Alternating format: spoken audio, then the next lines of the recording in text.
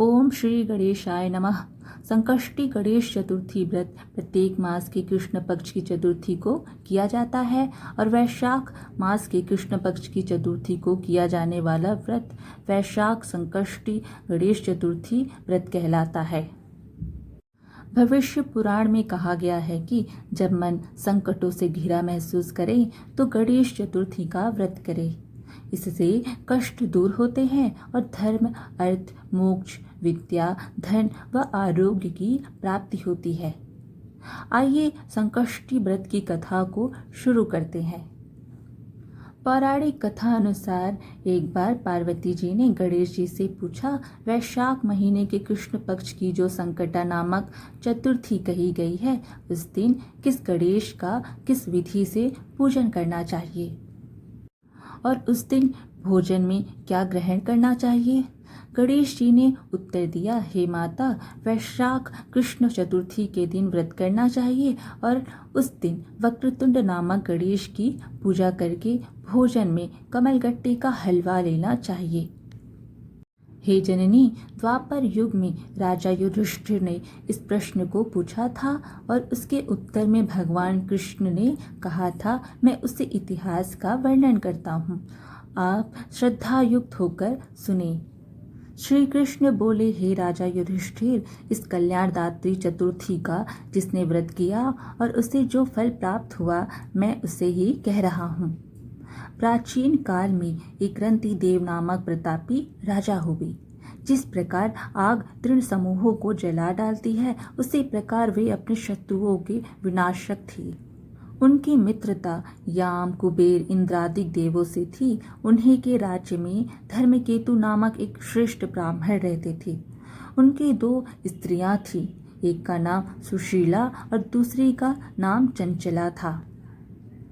सुशीला नित्य ही कोई ना कोई व्रत किया करती थी, फलतः उसने अपने शरीर को दुर्बल बना डाला था।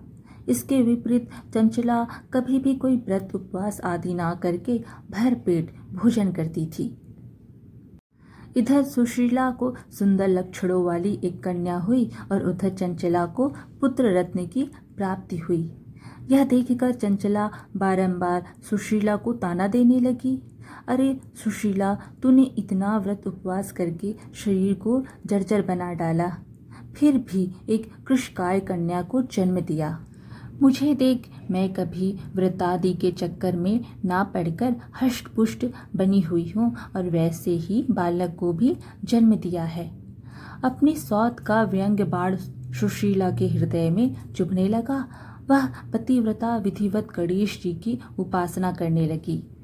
जब सुशीला ने भक्ति भाव से संकटनाशक गणेश चतुर्थी का व्रत किया तो रात्रि में वरदायक गणेश जी ने उसे दर्शन दिया। श्री गणेश जी ने कहा, हे सुशीले, तेरी आराधना से हम अत्यधिक संतुष्ट हैं। मैं तुम्हें वरदान दे रहा हूँ कि तेरी कन्या के मुख से निरंतर मोती और मूंगा प्रवाहित होते रहेंगे। हे कल्याणी, इससे तुझे सदा प्रसन्नता रहेगी। हे सुशीले, तुझे वेद शास्त्रवेत्ता एक पुत्र भी उत्पन्न होगा। इस प्रकार का वरदान देकर गणेश जी वहीं अंतर्ध्यान हो गए। वरदान प्राप्ति के फलस्वरूप उस कन्या के मुंह से सदैव मोती और मूंगा झड़ने लगे। कुछ दिनों के बाद सुशीला को एक पुत्र उत्पन्न हुआ। तदंतर धर्मकेतु का स्वर्गवास हो गया। उसकी मृत्यु के अनंतर चंचला घर का सारा धन लेकर दूसरे घर में जाकर रहने लगी। परंतु सुशीला पतिगृह में रहकर ही पुत्र और पुत्री का पालन पोषण करने लगी। उस कन्या के मुंह से मोती मूंगा गिरने के फलस्वरूप सुशीला के पास अल्प समय में ही बहुत सा धन एकत्रित हो गया। इस कारण चंचला उससे ईर्ष्या करने लगी। एक दिन हत्या करने के उद्देश्य से चंचला ने सुशीला की कन्या को कुएं में ढकेल दिया। उस कुएं में गणेश जी ने उसकी रक्षा की और वह बालिका सकुशल अपनी माता के पास लौट आई। उस बालिका को जीवित देखकर चंचला का मन उद्विग्न हो उठा। वह सोचने लगी कि जिसकी रक्षा ईश्वर करता है, उसे कौन मार सकता है। इधर सुशीला अपनी पुत्री को पुनः प्राप्त कर प्रसन्न हो गई। पुत्री को छाती से लगाकर उसने कहा, श्री गणेश जी ने तुझे पुनः जीवन दान दिया है। अनाथों के नाथ गणेश जी ही हैं। चंचला आकर उसके पैरों में नमस्तक हुई। उसे देखकर सुशीला के आश्चर्य का ठिकाना ना रहा।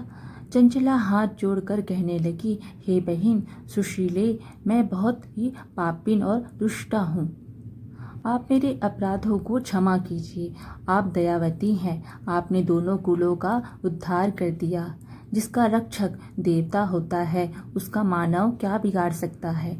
जो लोग संतों एवं सत्पुरुषों का दोष देखते हैं वे अपनी करनी से स्वयं नाश को प्राप्त होते हैं। इसके बाद चंचला ने भी उस कष्ट निवारक पुण्यदायक संकटनाशक गणेश जी के व्रत को किया। श्री गणेश जी के अनुग्रह से परस्पर उन दोनों में प्रेम भाव स्थापित हो गया। जिस पर गणेश जी की कृपा होती है उसके शत्रु भी मित्र बन जाते हैं। सुशीला के द्वारा संकटनाशक गणेश चतुर्थी का व्रत किए जाने के कारण ही उसकी सौत चंचला का हृदय परिवर्तन हो गया। श्री गणेश जी कहते हैं कि हे देवी, पूर्व काल का पूरा वृत्तांत आपको सुना दिया। इस लोक में इससे श्रेष्ठ विघ्न विनाशक कोई दूसरा व्रत नहीं है। श्री कृष्ण जी कहते हैं कि हे धर्मराज, आप भी विधि पूर्वक गणेश जी का व्रत कीजिए। इसके करने से आपके शत्रुओं का नाश होगा तथा अष्ट सिद्धियां और नवनिधियां आपके सामने करबद्ध होकर खड़ी रहेंगी। हे धर्मपरायण युधिष्ठिर, आप अपने भाइयों, धर्मपत्नी और माता के सहित इस व्रत को कीजिए। इससे थोड़े समय में ही आप अपने राज्य को प्राप्त कर लेंगे। आज की कहानी यहीं समाप्त हुई। भगवान श्री गणेश जी की कृपा आप सभी पर सदैव बनी रहे। वीडियो पसंद आई हो तो लाइक शेयर ज़रूर कीजिएगा और अच्छी अच्छी कहानियाँ सुनने के लिए हमारे चैनल को सब्सक्राइब कर दीजिए। धन्यवाद।